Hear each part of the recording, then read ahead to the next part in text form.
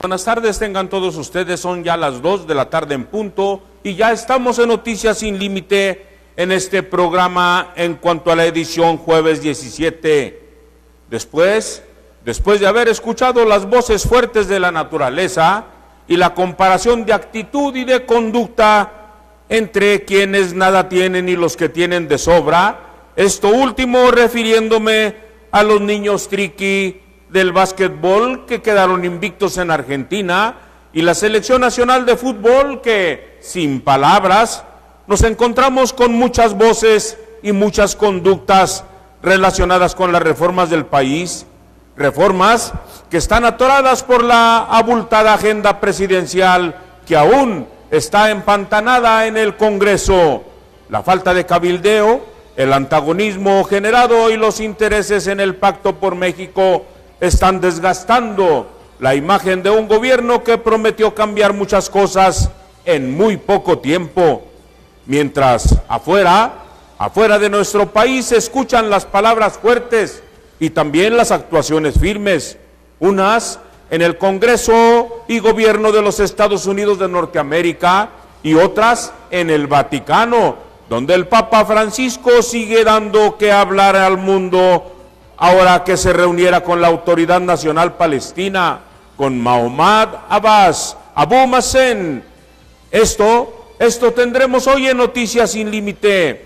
También haremos nuestro viaje por la prensa nacional, las noticias locales, donde destaca, por supuesto, la inauguración de Enrique Peña Nieto y Jorge Herrera Caldera de la carretera Durango a Mazatlán, que inicia, por si alguno lo ha olvidado, inicia esta supercarretera desde Gómez Palacio, que también es Durango, desde Gómez Palacio Durango hasta Mazatlán, para unir dos océanos en un hecho histórico para la cintura de México, y desde donde aprovechamos para mandar un saludo a los gobernantes de Durango que en ella intervinieron: José Ramírez Gamero, Maximiliano Silerio Esparza, Ángel Sergio Guerrero Mier, Ismael Alfredo Hernández Deras y Jorge Herrera Caldera.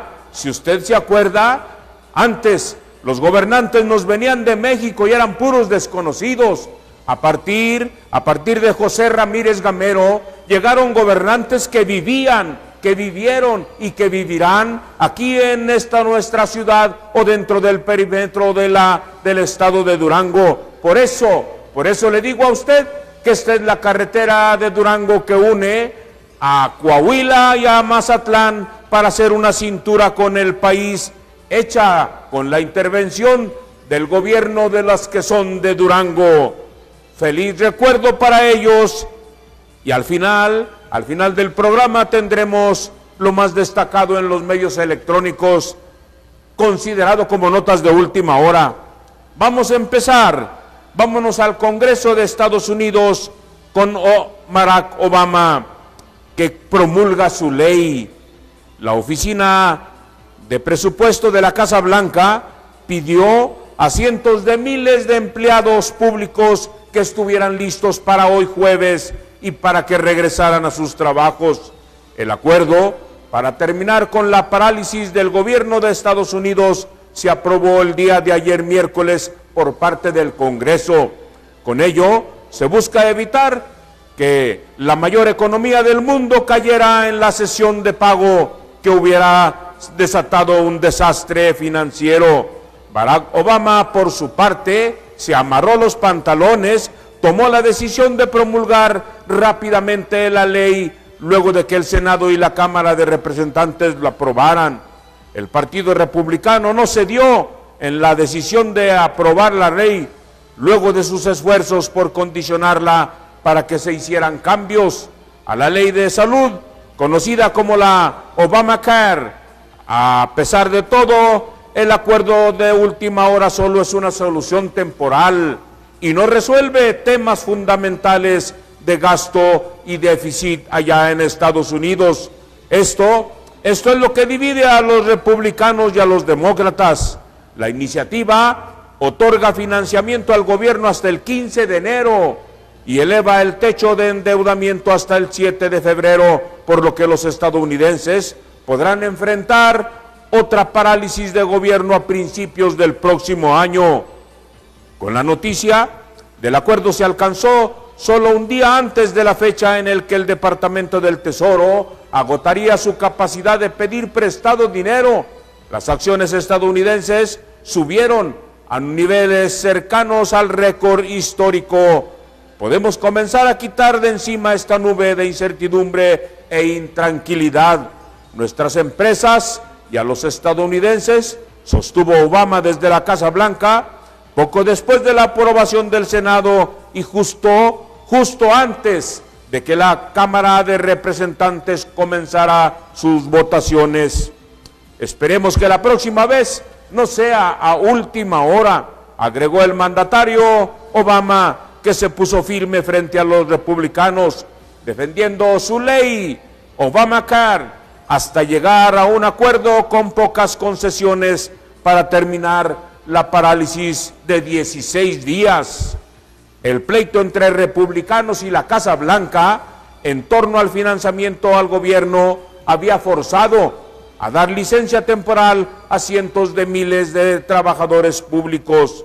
Desde el 1 de octubre ya había despertado preocupaciones de que la política impulsada por la crisis fueran la nueva regla de Washington.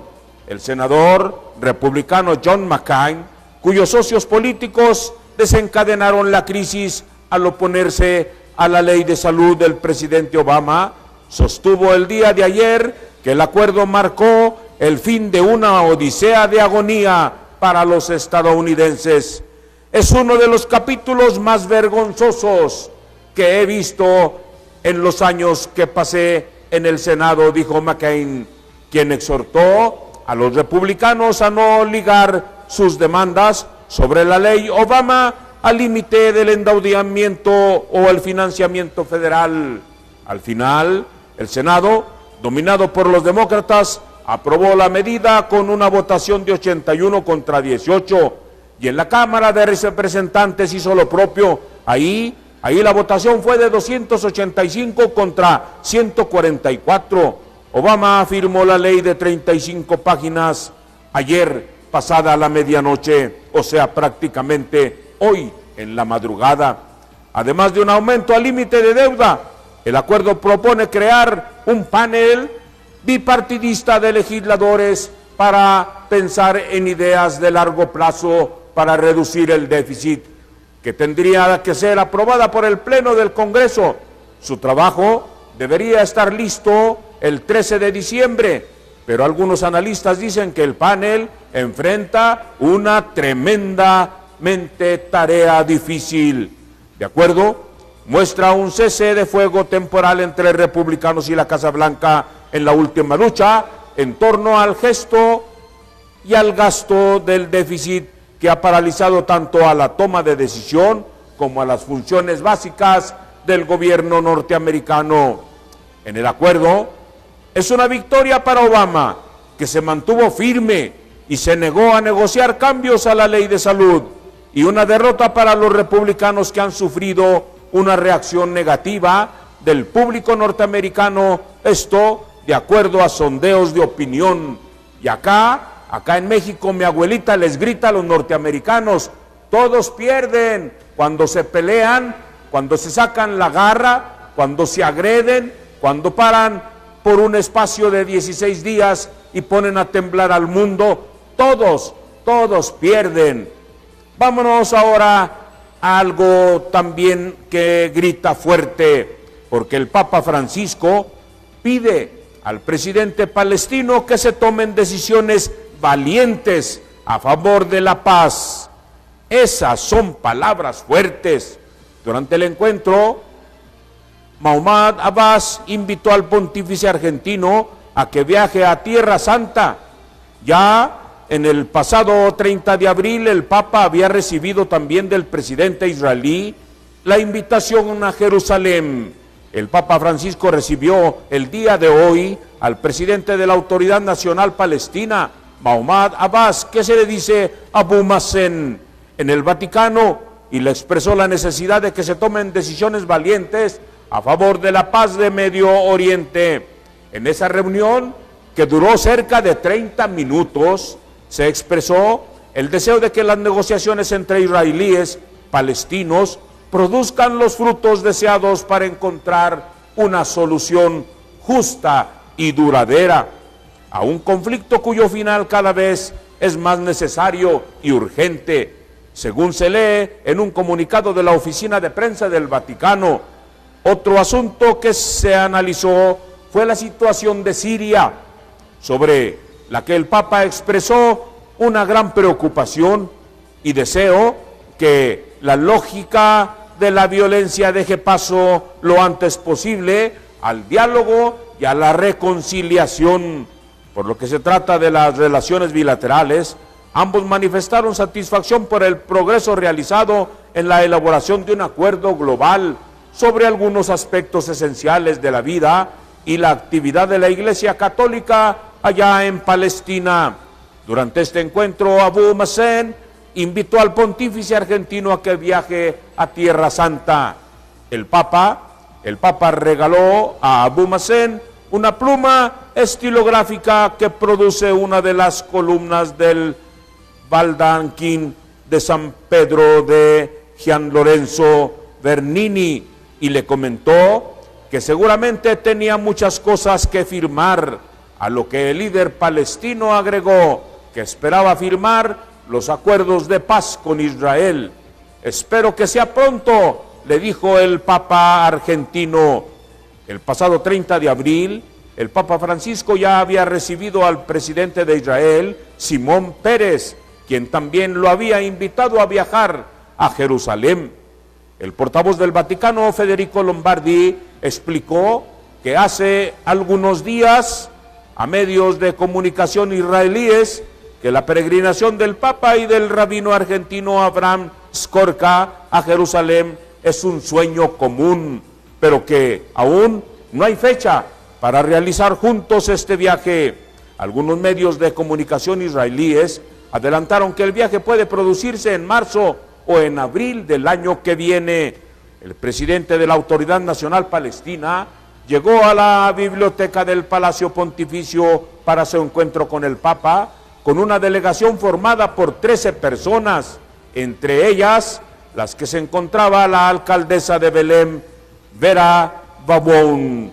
Y con esta nota le digo a usted, aquí, el día en que se cumplen 60 años en que la mujer puede votar y el día también en que pues se conmemora la lucha contra el hambre, contra la pobreza extrema a nivel internacional, pues en Durango buscamos un pedal que nos dé la oportunidad de dar fuerza hacia el progreso, y esta es la inauguración de la carretera Durango-Mazatlán.